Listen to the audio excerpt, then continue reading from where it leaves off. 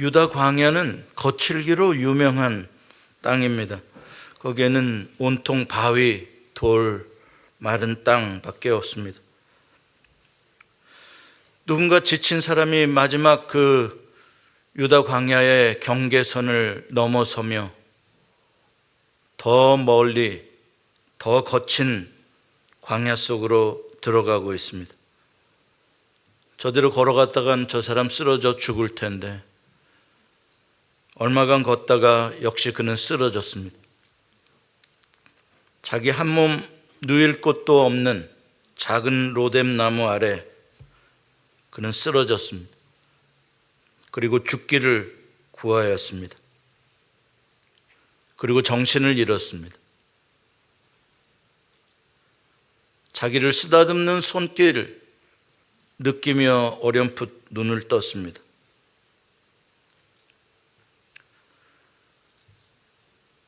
하나님은 그를 쓰다듬으시고 그에게 물을 마시게 하시고 떡을 먹여주셨습니다. 이 사람은 비몽사몽간에 그 떡을 먹고 또 기절하듯 잠들었습니다. 하나님은 떠나지 않으시고 그에게 그늘을 주시며 그가 깊이 자는 동안 그 곁을 지키셨습니다. 그리고 다시 눈을 떴을 때 또 떡과 물을 먹여주셨습니다. 이 사람은 엘리야입니다. 엘리야는 하늘에서 불을 내리고 바알과 아세라의 모든 선지자들을 다 갈멜산에서 죽였던 그런 능력의 선지자, 불의 선지자. 그 고난의 긴 가뭄 동안에도 믿음으로 버텨냈던 선지자. 그 사람이 어느 날 로뎀 나무 아래 쓰러졌던 것입니다.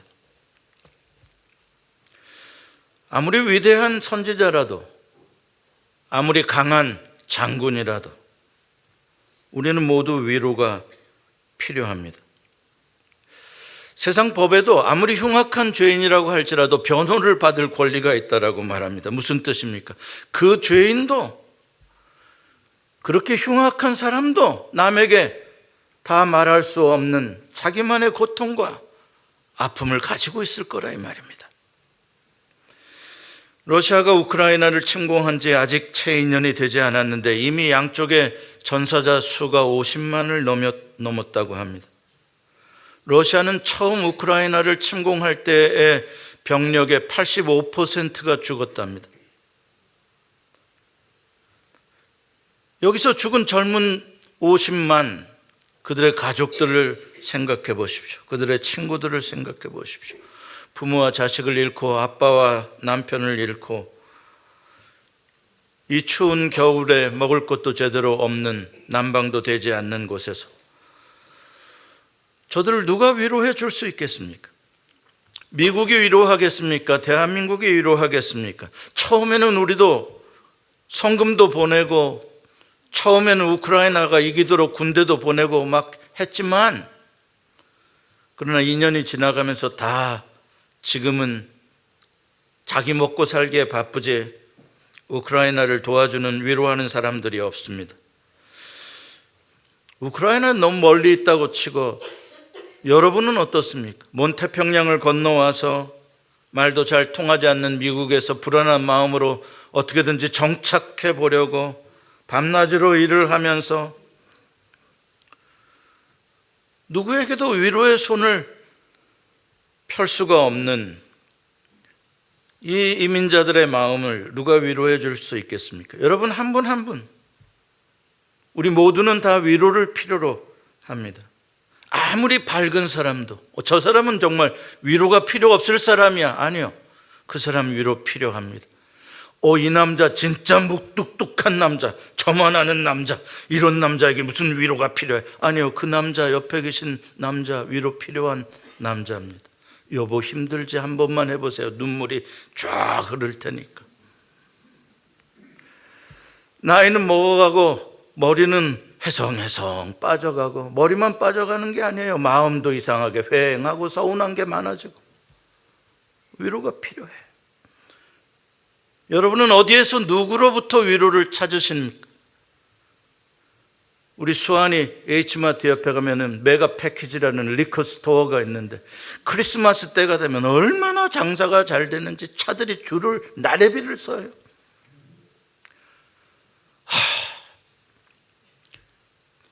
이 외로움, 그 무엇으로도 달랠 수 없는 그 외로움을 자꾸 독주로 채우고 마비시키고 현실로 도피하고 싶어하는 이 많은 사람들,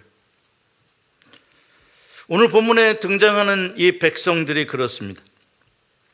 오늘 본문에 등장하는 백성들은 바벨론의 포로로 끌려간 유대인들을 말합니다. 예루살렘이 멸망당할 때 그들은 벌거벗긴 채로 굴비가 꿰듯이 포승줄에 꿰어서 말리타향 바벨론까지 끌려갔습니다. 벗은 몸으로 끌려갔다. 무슨 뜻입니까?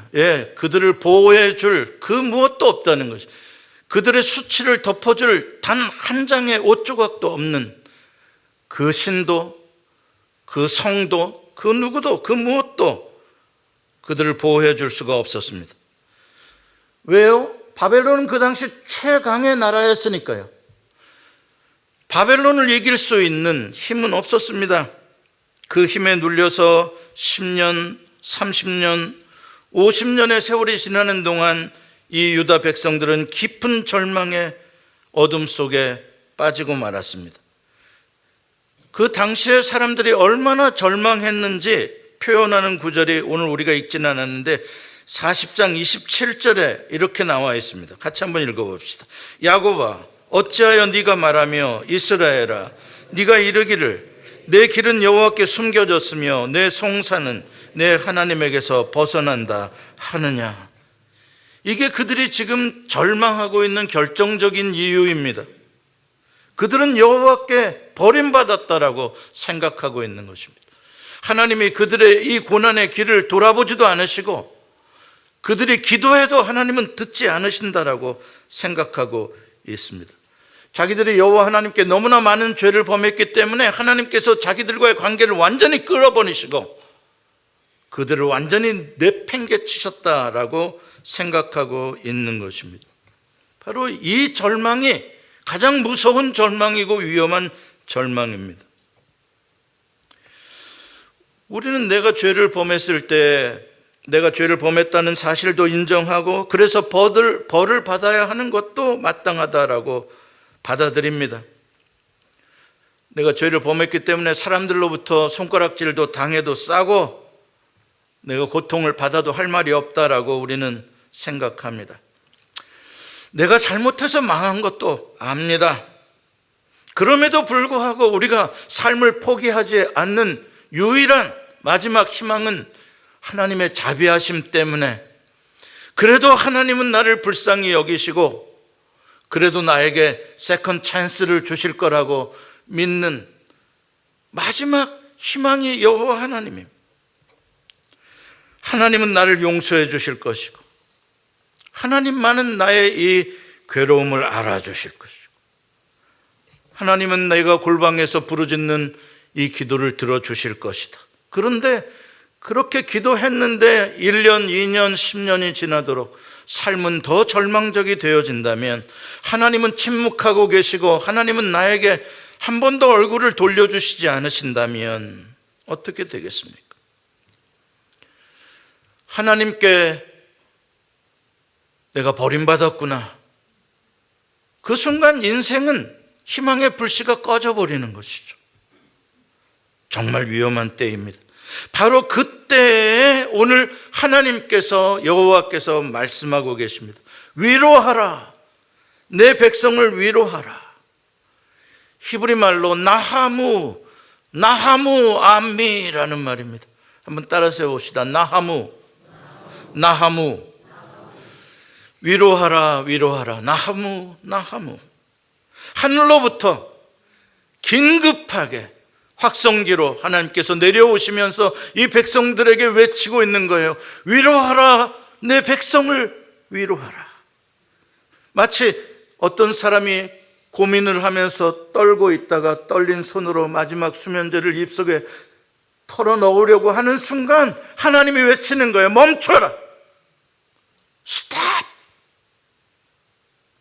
하나님이 그렇게 급히 그 백성들을 찾아오시고 외치시는 것이, 그것은 생명을 주시는 말씀입니다. 그것은 그들의 인생에 새로운 빛을 주시는 구원의 말씀이 되는 것입니다. 이게 바로 흑암과 공허와 깊음과 그 모든 것들이 수면 위에서 케이오스 가운데, 절망 가운데 있던 그 위에 여호와의 말씀이 선포될 때에 빛이 비춰지고 질서와 새로운 아름다운 창조가 일어났던 것과 똑같은 것입니다. 태초에 말씀이 계시니라. 지금 절망 가운데, 흑암 가운데 죽어가는 이 사람들 위에 여호와께서 위로하라, 위로하라 라고 외치는 말씀은 그 유다 백성들을 다시 살리시는, 새로운 세상을 창조하시는 태초의 역사가 되는 것이죠. 유대인들은 하나님께 오랫동안 범죄했습니다. 무서운 죄를 범했습니다. 그래서 바벨론에게 멸망을 당했습니다. 그러나 아무리 그렇다고 해도 여호와 하나님과의 언약의 관계가 끝난 것은 아니라는 말씀입니다. 오늘 본문에서 하나님은 내 백성을 위로하라라고 말씀합니다. My people입니다. 그들은 더 이상 나의 하나님, 우리의 하나님이 아니라고 말했을지 몰라도 하나님은 내 백성이라고 말씀하십니다. 여러분, 이게 하나님께서 우리와 맺어주신 언약의 힘입니다. 우리는 하나님을 잊어버리고 하나님을 놓칠 때가 있어도 하나님은 나를 잊지도 않으시고 놓지도 않으시고 나를 영원히 지키시고 나의 하나님이 되시겠다고 하는 하나님의 언약을 지키시는 분이십니다. 그래서 하나님은 그 언약을 지키시려고 이 순간에 찾아오시고 여전히 불타는 마음으로 그들을 사랑하고 계십니다.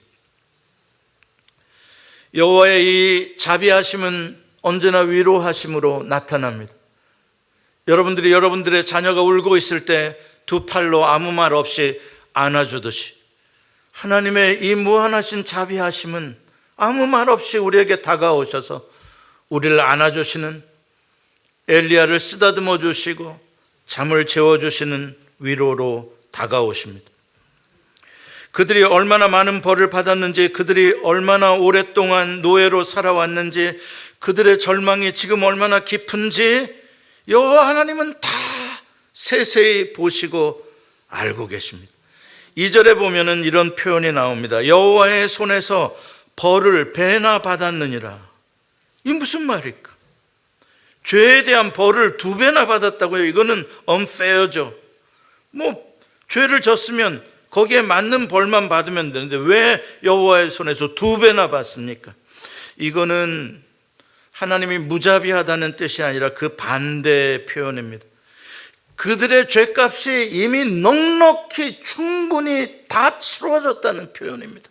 그럴 동안 하나님은 어떻게 하셨다는 거예요? 기다리고 참으셨다는 것입니다. 이들을 그냥 아무것도 죄 없는 걸로 그냥 덮어버리고 싶으신 이 하나님의 자비, 하나님의 사랑, 이 하나님의 긍휼을 홀드하시고 그 죄값이 치러지는 동안 하나님이 기다리고 계시는 거예요. 이건 하나님의 고통이에요. 그들을 빨리 다가가서 쓸어안아 그들을 다시 세워주고 싶은 것을 기다리고 계시는 거예요. 마침내 그 값이 다 치러진 때가 되자 마치 가득 찬 댐이 더 이상 그 뚝이 수압을 이기지 못하고 터져 내리듯이 하나님의 자비하심이 이 백성을 향하여 막 퍼부어주고 싶으셨던 그 홀드하고 계셨던 자비하심이 터져 나오는 것이죠. 이것을 성경에서 때가 찼다라고 말하는 것입니다. 때가 찼다. 때가 차니까 하나님의 그 위로가 거대한 강물처럼 메마른 땅을 덮어버리고 있는 것입니다. 갈라디아서 4장 4절로 5절의 말씀을 같이 읽습니다. 시작. 때가 차매 하나님께서 그 아들을 보내사 여자에게서 나게 하시고 율법 아래 나게 하신 것은 율법 아래에 있는 자들을 속량하시고 우리로 아들의 명분을 얻게 하려 하심이라. 아멘. 때가 차서 하나님의 자비가 강물처럼 쏟아진 사건이 예수 그리스도의 탄생이라고 말씀합니다. 마가복음 1장 15절에도 이르시되 때가 찼고 하나님의 나라가 가까이 왔으니 회개하고 복음을 믿으라 하시더라. 여호와 하나님의 위로하심이 육신을 입고 흑암 가운데 절망 가운데 있는 백성들에게 찾아오셨습니다. 그분이 예수 그리스도이십니다. 그래서 예수 그리스도의 이름은 보혜사이십니다. 헬라어로 파라클레토스, 보혜사, 위로자, 내 편입니다. 이 말은 히브리어 나함을 번역한 헬란 말입니다. 히브리어 나함은 오늘 1절에 나오는 나하무 위로하라라는 단어의 어근입니다. 나함, 위로라는 말이죠. 예수님께서 세상에 오신 것은 당신의 백성을 친히 위로하시기 위하여 오시는 승리하신 왕의 행차입니다. 그것을 알고 세례 요한은 스스로 광야에 외치는 자의 소리가 되어 오늘 본문에 나오는 3절과 4절의 말씀을 인용하여 광야에서 예수님을 소개하며 외쳤습니다. 같이 읽습니다. 너희는 광야에서 여호와의 길을 예비하라. 사막에서 우리 하나님의 대로를 평탄하게 하라. 골짜기마다 도두어지며 산마다 언덕마다 낮아지며 고르지 아니한 곳이 평탄하게 되며 험한 곳이 평지가 될 것이요. 할렐루야.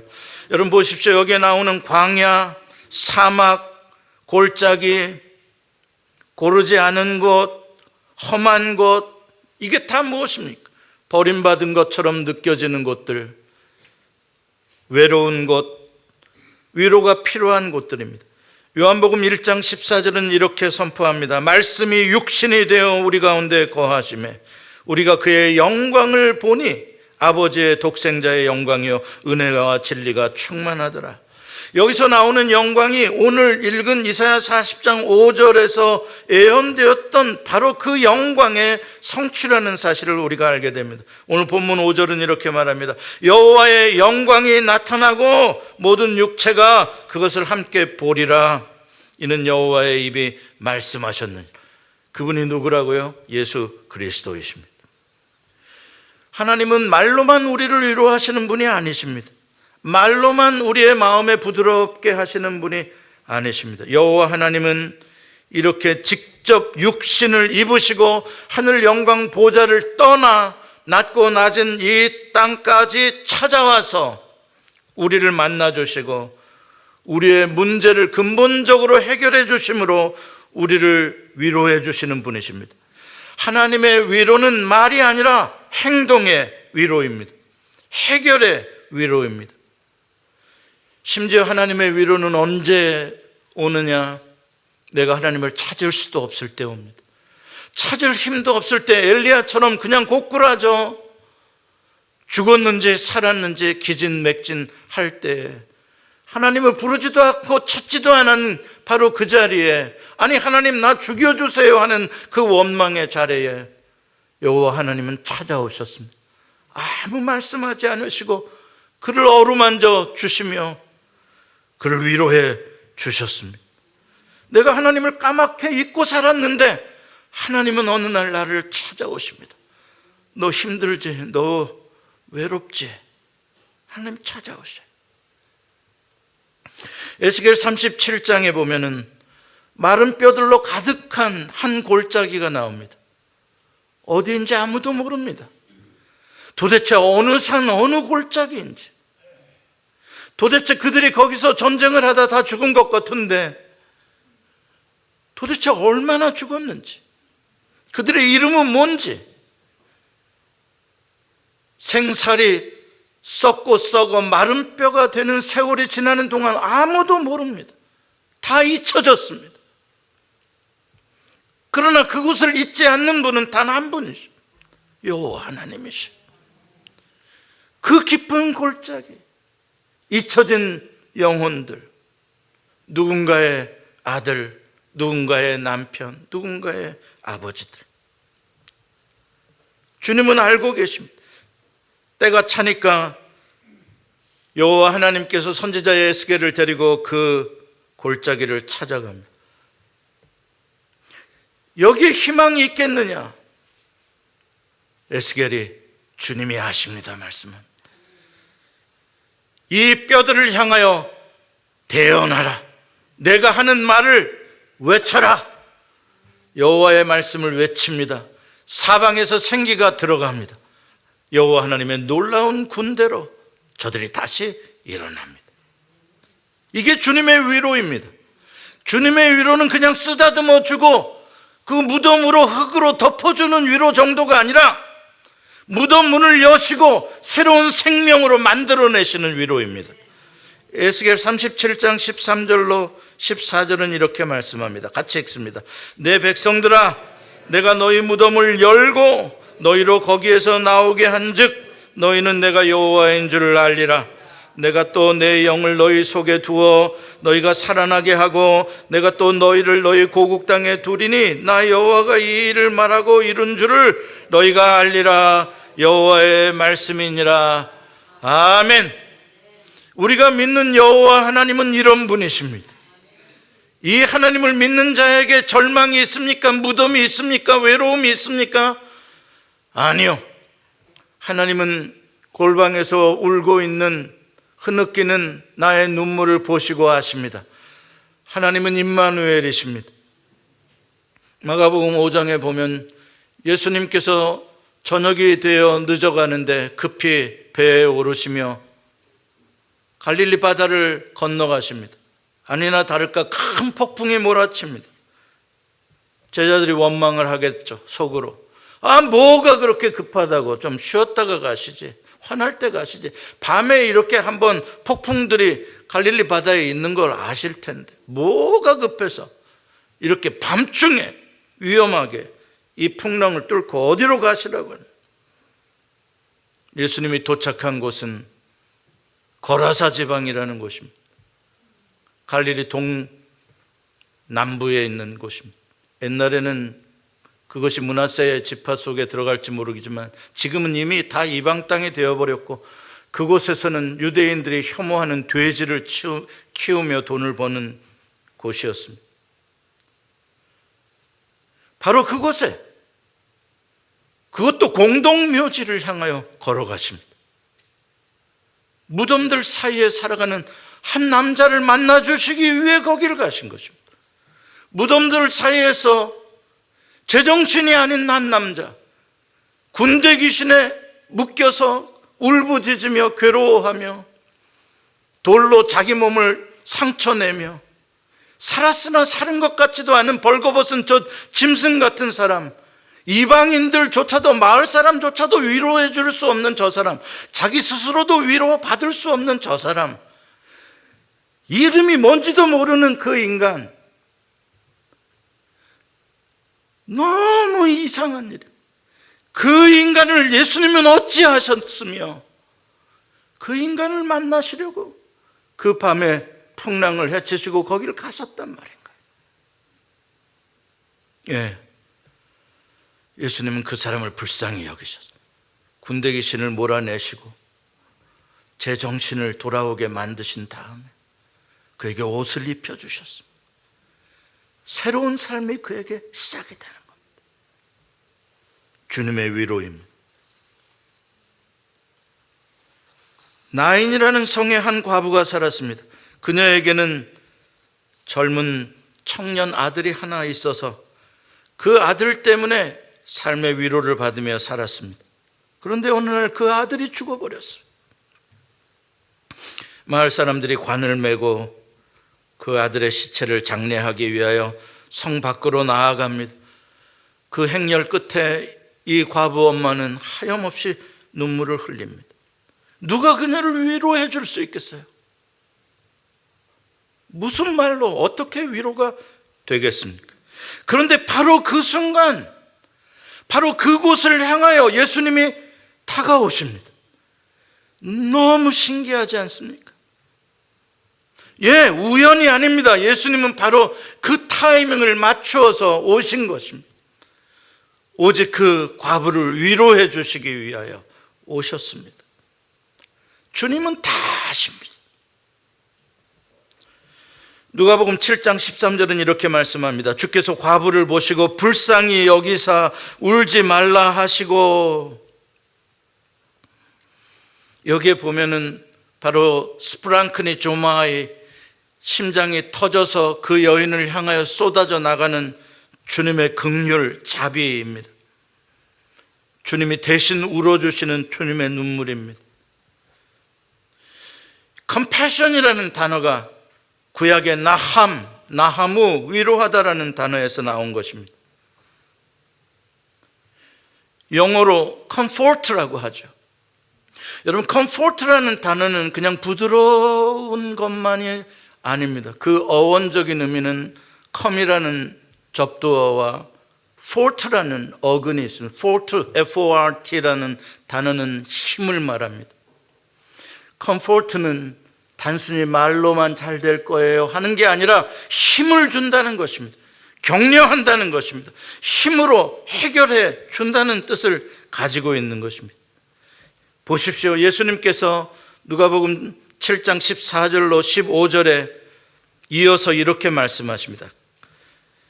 가까이 가서 그 관에 손을 대시니 맨 자들이 서는지라 예수께서 이르시되 청년아 내가 네게 말하노니 일어나라 하시매 죽었던 자가 일어나고 앉고 말도 하거늘 예수께서 그를 어머니에게 주시니. 할렐루야.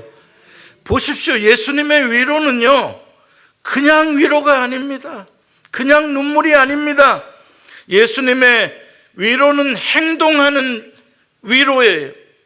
다가가시고 관의 위에 손을 얹으시고 청년에게 말씀하시고 살려내시고 그 아들을 앉히시고 그리고 그 과부에게 돌려주시는, 직접 행동으로 보여주시는, 문제를 해결해 주시는 위로인 것입니다. 우리의 무덤의 문을 열어버리시는 예수님, 우리에게 부활의 새 생명을 주시는 예수님, 이 예수 그리스도의 부활의 능력이 우리의 영원한 위로가 되는 것입니다. 말씀을 맺습니다. 사랑하는 성도 여러분, 오늘 본문 끝에 9절에 보면은 9절 끝에 너희의 하나님을 보라 라고 말합니다. 너희의 하나님을 보라. 이게 우리가 할 수 있는 일이고 해야 하는 일입니다. 우리 모두는 죄를 범하기도 하고 벌을 받기도 하고 절망에 빠지기도 합니다. 나 스스로가 나를 용서할 수 없을 만큼 한심스럽고 부패한 인간입니다. 아무도 나를 위로해 주지 않는 세상에 있습니다. 내 힘으로 다시 일어서지 못할 때도 있습니다. 심지어 하나님이라고 부를 힘도 없습니다. 그러나 여전히 우리에겐 놀라운 소망이 있습니다. 하나님이 우리의 그 모든 절망과 외로움과 아픔을 알고 계시다는 것입니다. 내가 갈 수 없으니 하나님이 나를 찾아오십니다. 엘리야가 쓰러졌으니 하나님이 로뎀나무 아래로 찾아오시고, 거로사의 공동묘지를 떠날 수가 없으니 주님이 찾아오십니다. 수가성을 떠날 수 없는 5번 결혼한 절망적인 여자를 주님이 찾아가십니다. 우리가 해야 하고 할 수 있는 한 가지는 이 하나님의 멈추라, 위로하라라는 외침에 귀를 기울이고 눈을 들어 나를 구원하러 오시는 주님을 바라보는 것입니다. 주님을 바라보면 주님이 나를 살려주십니다. 이사야 40장 맨 끝에 이렇게 말씀합니다. 오직 여호와를 앙망하는 자는 새 힘을 얻으리니 독수리가 날개치며 올라감 같을 것이요. 저는 여러분들의 인생이 오늘 여러분들을 찾아오신 주님의 위로로 말미암아 새 힘을 얻어서 독수리가 날개치며 올라감 같은 힘으로 회복되시기를 축복합니다. 예수님의 십자가는 우리의 죄값이 넉넉히 완전히 치러졌다는 증거입니다. 예수님의 부활은 나의 부활입니다. 이제부터 여러분의 인생의 진정한 위로자는 여러분들의 자식도 아니고 남편도 아니고 아내도 아닙니다. 목사도 아닙니다. 여러분들의 진정한 위로자, 여러분들의 파라클레토스, 영원히 내 편이신 분, 그분은 예수 그리스도 한 분밖에 없습니다. 그분을 위로자로 삼으시고 힘들 때마다 그분 품에 안기시고 다시 힘을 내어 신의 산까지 걸어가시고 주님의 새로운 희망을 바라보시는 여러분들 되시기를 바랍니다. 기도하십시다.